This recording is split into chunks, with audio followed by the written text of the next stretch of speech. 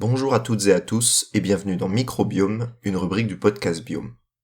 Dans ce nouvel épisode, nous allons parler d'un terme un peu barbare qui est le polymorphisme génétique. Si on découpe ce mot, il est bien question d'une multitude de formes en génétique, donc au niveau des gènes sur la molécule d'ADN. Mais de quelle forme parle-t-on ? Eh bien, il s'agit en fait des différentes formes que prennent les gènes, et que l'on appelle allèles. Tous les êtres vivants d'une même espèce ont les mêmes gènes, mais parfois dans des versions différentes. Comme si on avait toutes et tous le même pull, le même pantalon, les mêmes chaussures, mais dans des couleurs ou tailles différentes. Ces versions, ce sont les allèles. Et ce sont eux qui permettent la différence de groupe sanguin, de couleur d'yeux, de cheveux ou de poils chez les animaux, et bien d'autres caractères encore.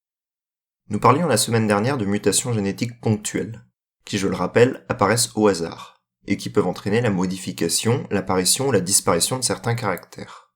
Ce sont ces mutations qui peuvent entraîner l'apparition d'un nouvel allèle. Mais pour cela, il faut plusieurs conditions. Déjà, il faut que la mutation ait lieu au niveau d'un gène. En effet, notre ADN n'est pas fait que de gènes, il y a aussi des séquences pour copier ces gènes, des séquences a priori inutiles, notamment d'anciens gènes, ou d'autres dont on ne comprend pas encore vraiment le rôle. Ensuite, il faut que la mutation soit transmissible.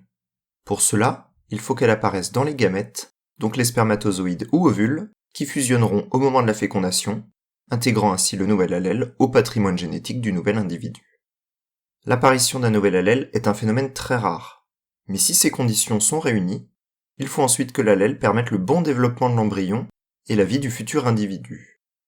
Ensuite, cet allèle va être transmis aux générations suivantes, et il va finir par disparaître, perdurer ou devenir dominant sur les autres allèles du gène de la population, selon si le caractère qui en découle apporte un désavantage, un avantage, ou rien du tout à l'individu qui le porte, comme nous avons vu dans les épisodes 10 et 11 sur la sélection naturelle et la spéciation.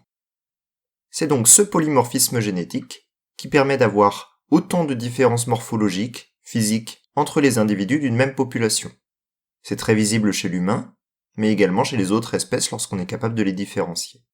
Et plus le polymorphisme génétique des populations est important, plus il y a d'allèles présents, et plus la population est résiliente.